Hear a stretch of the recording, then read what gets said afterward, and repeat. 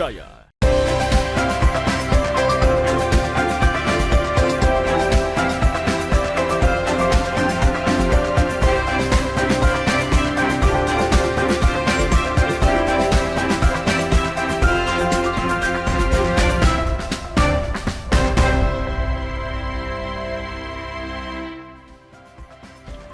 Selamat pagi saudara, apa kabar Anda hari ini? Senang sekali saya Linda Wirawan dapat kembali menjumpai Anda di program Sapa Sulsel edisi kali ini. Seperti biasa kami akan menghadirkan beragam informasi unik dan menarik tentunya untuk menemani aktivitas Anda di pagi hari ini. Saudara, Komisi Penyiaran Indonesia memiliki peranan penting mengawasi media penyiaran untuk menghadirkan konten ataupun siaran yang sehat. Melibatkan publik atau masyarakat dalam mengawasi media penyiaran juga dianggap sangat penting. Pengawasan dari publik akan menghasilkan kritik dan masukan untuk membangun penyiaran yang sehat dan ramah. Lantas bentuk pengawasan seperti apa yang bisa dilakukan publik kepada media penyiaran? Hal ini akan kita bahas bersama dengan dua narasumber kita. Sudah hadir di tengah-tengah studio Kompas TV. Saya sapa terlebih dahulu pada Bapak Ubaidillah selaku Ketua KPI Pusat. Selamat pagi Pak Ubay. Selamat pagi Mbak. Gimana kabarnya hari ini Pak Ubay? Alhamdulillah baik. Kapan tibanya di Makassar Pak? Kemarin. Kemarin Pak ya? Oke. Selanjutnya saya sapa juga Pak Muammar Bakri selaku Rektor UIM Al-Ghazali. Selamat pagi Pak Muammar. Selamat pagi. Gimana kabarnya hari ini Pak? Alhamdulillah baik. Luar biasa sekali. Nah, seperti tema yang kita angkat pada hari ini, bagaimana bentuk pengawasan publik kepada penyiaran yang ada di Indonesia. Saya ke Pak Ubay terlebih dahulu. Bagaimana Anda melihat eksistensi Komisi Penyiaran Indonesia saat ini dalam menjalankan tugas dan fungsinya Pak Ubay? Ya, terima kasih Mbak Linda. Jadi KPI ini, Komisi Penyiaran Indonesia, ini ada di pusat dan juga ada di daerah KPID. Lah terkait pengawasan, memang secara Undang-Undang 32 tahun 2002, kewenangan KPI maupun KPID hari ini pengawasan hanya pada lembaga penyiaran yaitu TV dan radio. Dan pengawasan itu, dalam melakukan pengawasan kita melakukan dua hal. Pertama, melakukan pengawasan mandiri di kantor kami yang melibatkan, kalau di KPI Pusat kita punya tenaga pemantau sekitar 130 orang yang memantau lembaga penyiaran selama 24 jam. Jadi masing-masing shift itu 8 jam. Jadi setiap shift ganti orang. Jadi ada 3 shift yang kita lakukan. Pertama, jadi kita melakukan pemantauan mandiri, apa yang ditonton warga TV di rumah maupun apa yang didengarkan di rumah itu yang kami pantau. Lalu yang kedua adalah kita melakukan menerima aduan dari publik. Nah, ini pentingnya dari masyarakat. Masyarakat ini berbagai macam ya. Ada dari kalangan kampus, ya kelompok ibu-ibu, dari mahasiswa maupun dari masyarakat halayak umum bisa melakukan aduan ketika tayangan yang ada di lembaga penyiaran maupun di TV maupun radio kira-kira tidak sesuai dengan aturan yang dimiliki oleh KPI yang menjadi turunan dari Undang-Undang Penyiaran yaitu P3SPS, Pedoman Perilaku Penyiaran, Standar Program Siaran, yang ini dipedomani oleh seluruh lembaga penyiaran baik TV maupun radio yang ada di induk jaringan maupun yang ada jaringan maupun TV-TV yang kita awasi, yaitu lembaga penyiaran publik, lembaga penyiaran swasta, lembaga penyiaran komunitas, dan lembaga penyiaran berlangganan. Gitu. Oke, jadi dilakukan pengawasan mandiri lebih dari 100 staf untuk menonton kemudian dan juga melakukan pengawasan kepada bidang penyiaran dan juga ternyata ada aduan dari publik Pak ya yang bisa diadukan ke KPI. Lantas saya ke Pak Muammar. Bagaimana sih kemudian Anda melihat bagaimana KPI ini mengawasi lembaga penyiaran, pandangan Anda Pak? Ya, jadi selain KPI sebagai lembaga yang resmi untuk mengawasi penyiaran, tentu juga diharapkan pelibatan publik. Kalau hanya KPI yang kita harapkan, ya tentu tidak maksimal. Makanya semua stakeholder, semua komponen dalam masyarakat, baik pemerintah yang dalam hal ini ada KPI, kemudian masyarakat, ya terutama masyarakat kampus, dibutuhkan pelibatan atau keterlibatannya untuk mengawasi dan memantau segala bentuk penyiaran. Sebab referensi peradaban kemanusiaan selain bacaan juga tentu adalah siaran-siaran baik itu TV maupun radio. Jadi apa yang kita dengarkan, apa yang kita lihat, apa yang kita baca, itulah pikiran kita sesungguhnya. Nah kalau yang kita tonton itu sehat, tentu juga pikiran kita jadi sehat. Lantas kemudian Anda melihat KPI ini masih eksis tidak, masih perlu ada tidak kalau misalnya publik juga ikut memantau, Pak? Saya kira tetap. Jadi semua lembaga yang dibutuhkan di masyarakat kita ini, yang perlu kita pikirkan bagaimana kita meningkatkan optimalisasinya. Jadi bukan karena mungkin belum maksimal dalam satu lembaga lalu kemudian kita tutup atau hentikan, tapi kemudian kita harus bagaimana kita mengoptimalkan lebih maksimal lagi. Mungkin saja bagaimana penyiaran atau lembaga ini di daerah itu semakin aktif untuk mengikuti dan mengawasi penyiaran, karena media-media ini kan, apalagi tadi yang disebutkan ada televisi, ada radio, tapi sesungguhnya televisi dan radio itu sudah di handphone juga. Jadi televisi justru sekarang orang mengaksesnya di handphone, radio orang mengaksesnya di handphone. Ya, jadi semakin masif berita itu. Ada berbagai media yang bisa digunakan untuk mengakses televisi dan radio. Pasti. Lantas kemudian Pak Ubay, kalau misalnya memang pengawasan dilakukan oleh KPI juga bisa dilakukan oleh publik, bentuk pengawasan apa yang publik bisa lakukan untuk ikut mengawal penyiaran, Pak Ubay? Ya, jadi sekarang kan kalau TV sudah migrasi ya dari analog ke digital, jumlah lembaga penyiaran baik di induk jaringan maupun di lokal ini sudah semakin banyak ya jumlahnya. Jadi tenaga pengawas kami terutama di pusat juga perlu bertambah orang karena jumlah lembaga penyiaran yang dulu cuma 15 yang kita pantau TV ya, sekarang sudah naik menjadi 43 karena dari analog ke digital jumlah lembaga penyiaran bertambah. Nah tentunya selama proses bahwa kita memantau yang ada dan tenaga pemantau kita masih terbatas, maka pemberdayaan publik ini penting. Misalnya di teman-teman daerah muncul adalah forum masyarakat peduli penyiaran. Nah ini juga bisa melakukan pemantauan secara mandiri dan apabila ditemukan pelanggaran bisa diadukan ke KPID setempat atau melalui kanal pengaduan di KPI pusat sehingga kami juga bisa melakukan proses. Dan kalau memang itu cukup ditangani oleh teman-teman KPID ya kami rekomendasikan teman-teman KPID untuk menindaklanjuti tayangan yang diadukan ke masyarakat. Tapi kalau memang itu menjadi kewenangan KPI pusat, apalagi itu misalnya induk jaringan, maka KPI pusat yang akan melakukan. Nah proses bagaimana pemantauan, ya kami persilakan pola-pola di daerah bermacam-macam. Ada yang misalnya kalau di daerah provinsi lain, misalnya di Jawa ada satu provinsi itu ada zona-zona, zona utara, zona selatan, itu ada komunitas-komunitasnya sendiri melakukan pemantauan. Dan di situ juga menjadi ruang sebenarnya literasi bagi masyarakat untuk bisa mengawasi tayangan yang harus mana, tayangan yang harus didampingi oleh orang tua, tidak anak-anak nonton sendiri.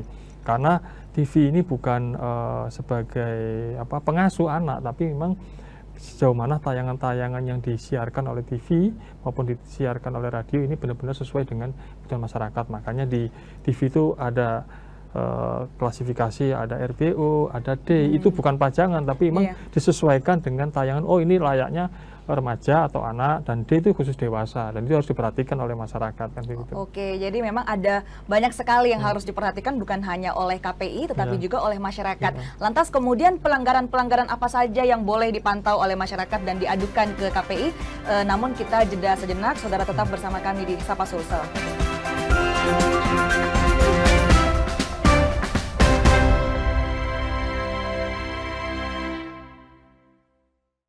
Saat menangkap, mengumpulkan, dan mengolah peristiwa, secara paksa oleh penyidik, kami kerahkan upaya terbaik. Ketika menyampaikan berita serta informasi, kami tak sekadar menyapa. Ada referensi, aspirasi, juga inspirasi yang menjadi misi. Sapa Indonesia di Kompas TV. Independen, terpercaya.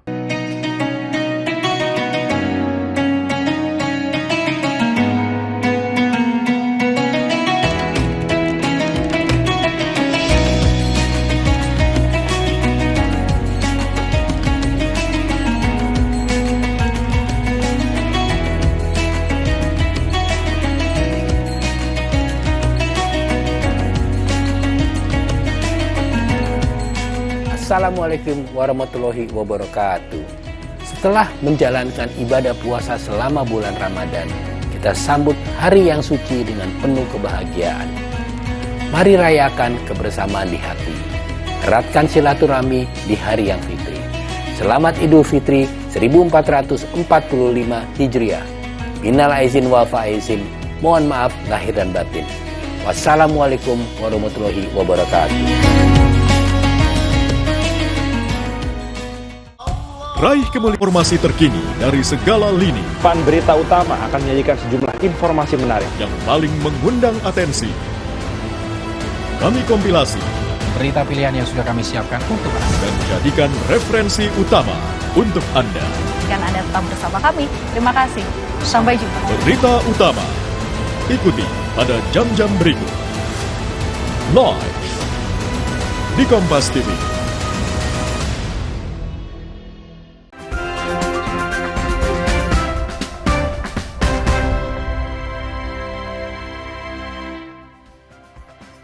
Terima kasih saudara, Anda masih bersama kami di Sapa Sulsel. Kita masih bersama dengan Pak Ubay, Ketua KPU Pusat, dan juga Pak Muammar Bakri selaku Rektor UIM Al-Ghazali. Saya terlebih dahulu ke Pak Muammar.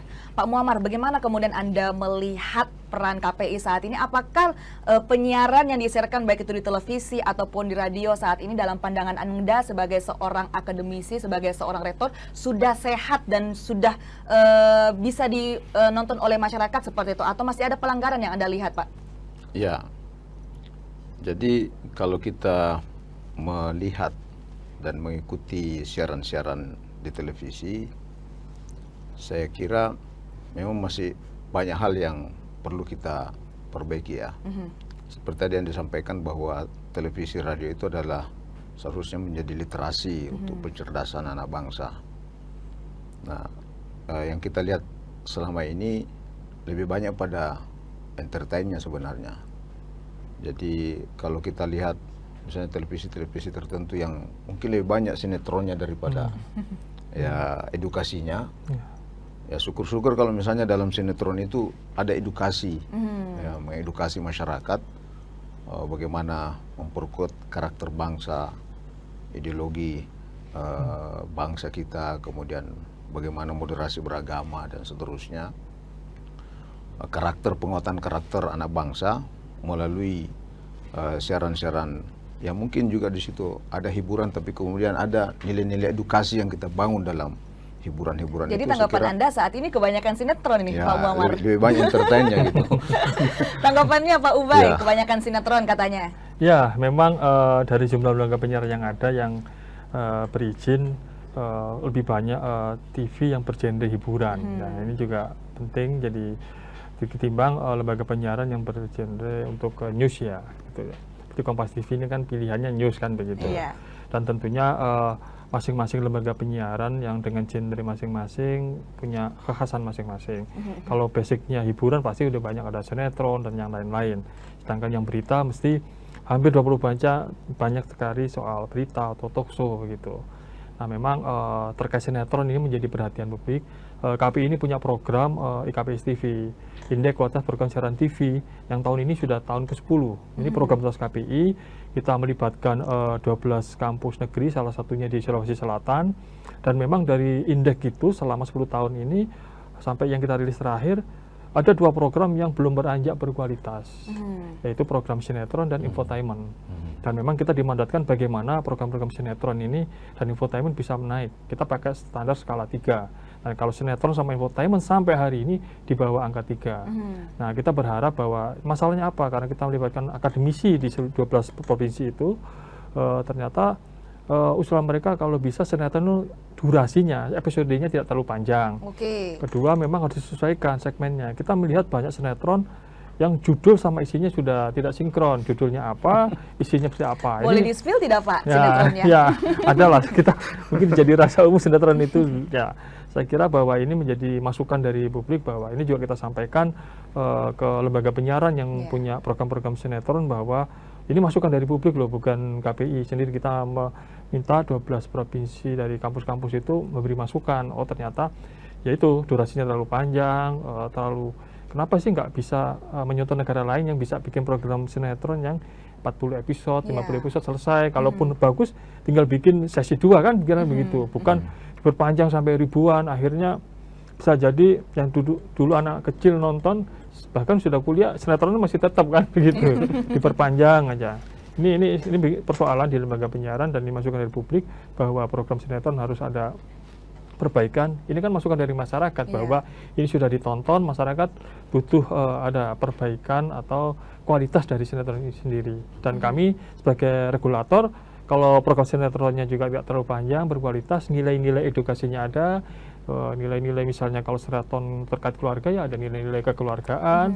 Kalau genrenya di sekolah ya harus ada nilai apa sih yang harus dilakukan siswa mahasiswa di kampus atau di sekolah sehingga sesuai dengan kebutuhan masyarakat kita untuk ya memperkuat karakter. Tadi soal isu moderasi beragama juga perlu disiarkan juga di lembaga penyiaran, disisipkan melalui ya program-program misalnya sinetron kan begitu. Baik, nah kemudian tadi Anda katakan bahwa Anda sudah menyampaikannya ke lembaga penyiaran. Tanggapan dari lembaga penyiaran itu apa, Pak? Ya memang namanya industri, lembaga penyiaran pasti ada hitung-hitungan bisnis juga, bahwa kami sih sebenarnya pengen bahwa industri penyiaran itu ya sehat bisnisnya, ya sehat siarannya kan begitu. Jadi lembaga penyiaran ketika memiliki program siaran apapun ya, baik yang program hiburan maupun program news, itu juga mendapat efek dari apa program mereka, ya dapat pemasukan dari iklan dan banyak para pihak yang juga akhirnya tertarik dengan program yang disiarkan sehingga berkolaborasi dengan lembaga penyiaran.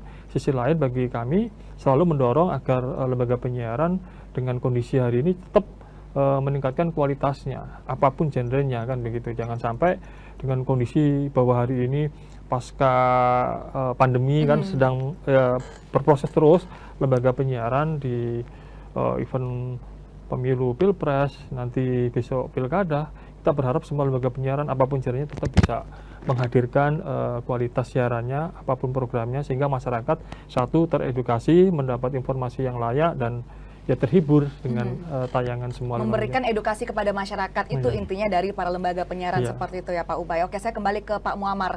Lantas Pak Muammar tadi dikatakan oleh Pak Ubay bahwa ikut melibatkan akademisi dari provinsi-provinsi yang ada di Indonesia untuk memberikan masukan. Kalau dari Anda sendiri sebagai seorang rektor di dunia kampus, kebijakan apa yang bisa diterapkan untuk mendukung adanya penyiaran sehat kepada para mahasiswa, Pak Muammar?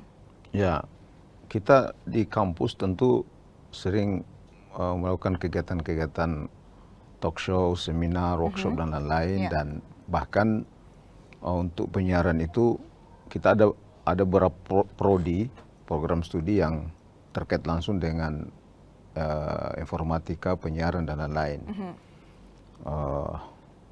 Artinya secara teoritis itu kita pelajari di dunia kampus bagaimana penyiaran yang sehat, bagaimana publikasi yang sehat, mengedukasi masyarakat, sehingga memang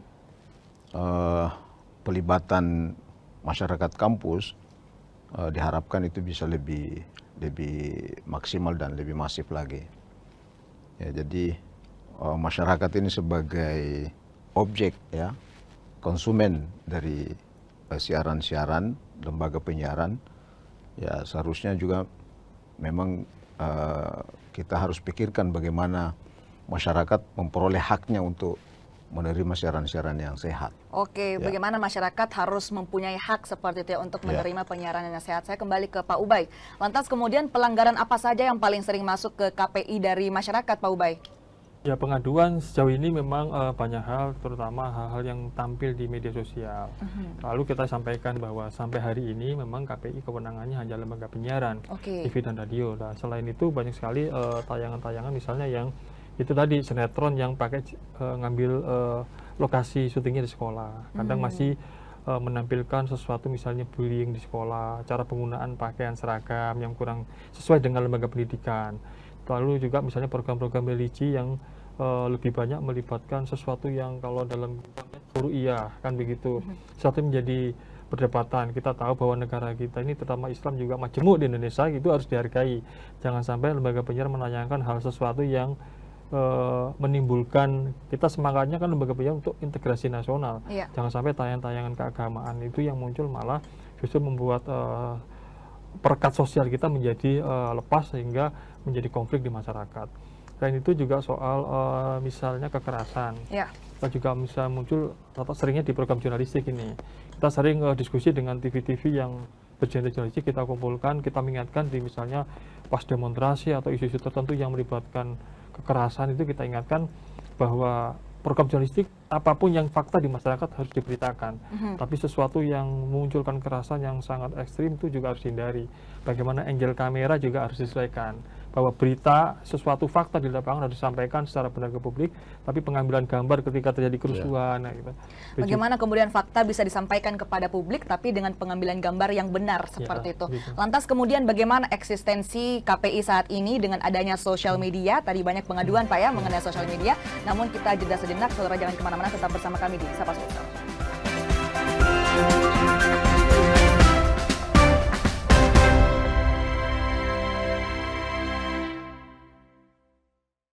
Peristiwa demi peristiwa selalu terjadi dan terus berkembang sepanjang hari. Saat Anda membutuhkan informasi dengan perkembangan berita mutakhir, jadikan kami mata dan telinga Anda untuk berbagai aktualita terkini. Sambut kami sebagai referensi. Ikuti semuanya di Kompas TV, independen, terpercaya.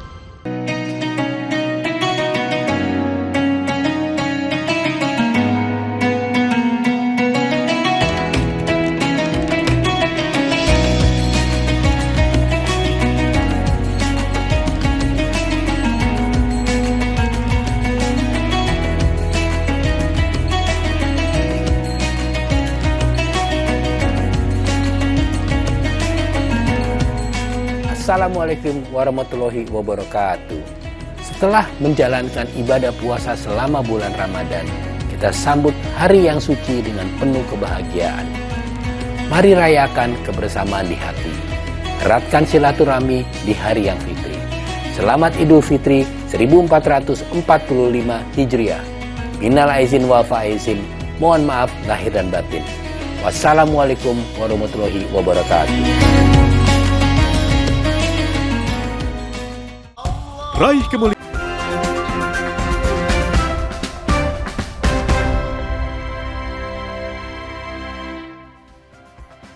Terima kasih saudara, Anda masih bersama kami di Sapa Sulsel. Kita masih bersama dengan Pak Ubay, Ketua KPI Pusat, dan juga Pak Muammar, Rektor dari UIM Al-Ghazali. Saya kembali ke Pak Ubay terlebih dahulu. Pak Ubay, tadi sempat terpotong nih pertanyaan saya. Bagaimana kemudian eksistensi KPI hingga saat ini dengan adanya media sosial? Bahkan banyak sekali pengaduan yang masuk ke KPI mengenai media sosial, tetapi ini bukan dalam jangkauan KPI. Tanggapan Anda mengenai hal ini? Ya, hampir di semua, bahkan di ruang pengaduan kami, masyarakat mengadukan terkait tayangan di media sosial misalnya yang viral. Juga ketika kami melakukan kegiatan literasi di masyarakat atau BIMTEK, kita sampaikan bahwa media sosial, platform media digital yang baru belum menjadi kewenangan KPI. Dan tentunya ini menjadi PR bersama bahwa kita berharap segera ini hadir, negara hadir meregulasi itu, bahwa soal nanti pengawasan yang ke depan bahwa media sosial bisa KPI atau lembaga lain itu soal lain. Segera hadir karena apa? Kita sudah melihat banyak dampak terkait tayangan media sosial. Bahwa ada manfaatnya iya, tapi kan dampak negatifnya juga banyak. Nah, ini kan harus segera diatur dengan baik sehingga negara memiliki pemasukan, masyarakat juga bisa terlindungi dari dampak-dampak. Kalau di TV radio kita pastikan bisa kami nyatakan bahwa apa yang tayang di TV dan radio hari ini bisa lebih baik. Karena apa? TV dan radio ada panduannya itu, P3SPS, pedoman perilaku penyiaran dan standar program siaran itu yang dipedomani, sehingga apa yang tayang di TV dan radio lebih tersortir dengan baik sehingga masyarakat juga lebih aman. Masyarakat lebih aman karena bagi kami justru yang di TV dan radio ini verifikator terakhir. Ketika di medsos kan orang tidak bisa mengklarifikasi kemana. Itu akun pribadi, akun lembaga kita tidak bisa. Tapi kalau TV jelas alamatnya, TV ini, TV A, TV B, radio A, radio B, kan begitu. Tapi kalau medsos kita tidak bisa mengklarifikasi, kan begitu. Nah, ini penting bahwa ke depan ini harus segera diatur dengan baik sehingga negara juga mendapat keuntungan pemasukan dari segi ekonomi, sisi lain masyarakat juga terlindungi dari dampak-dampak yang tidak pas dari media sosial yang bisa diakses dimanapun. Yang bisa diakses dimanapun seperti itu ya. Kalau Pak Muammar, tanggapan Anda penting tidak media sosial diawasi atau malah itu membatasi, Pak?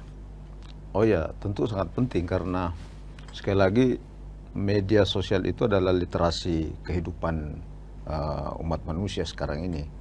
Orang lebih banyak mengakses melalui media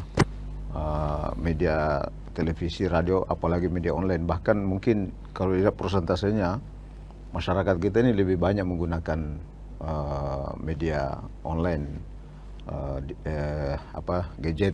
Makanya tadi sampaikan Pak Ubedillah, negara harus hadir di situ sesungguhnya. Jadi bukan hanya televisi dan radio yang nyaris sudah ditinggalkan oleh masyarakat Gen Z terutama.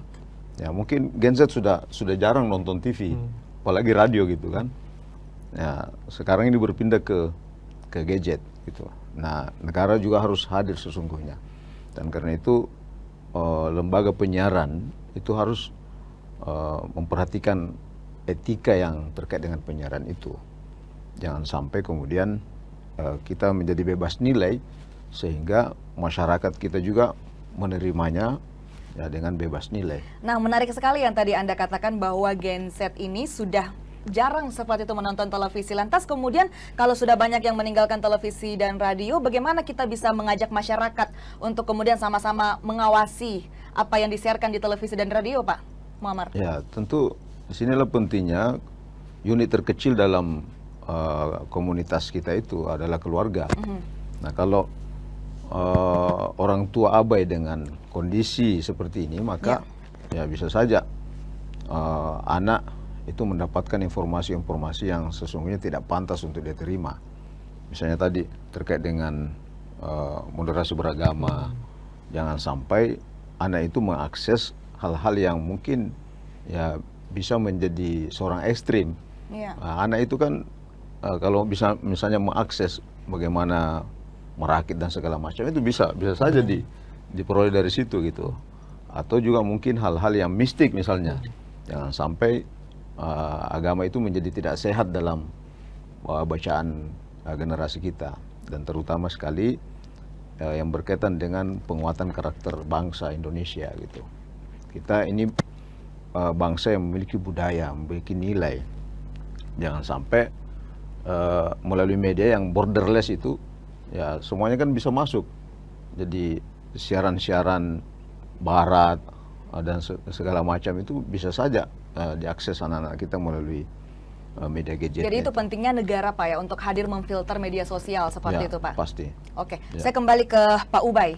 Pak Ubay, di hari-hari sekarang ini kita sedang menjalani proses pemilihan kepala daerah, Pak.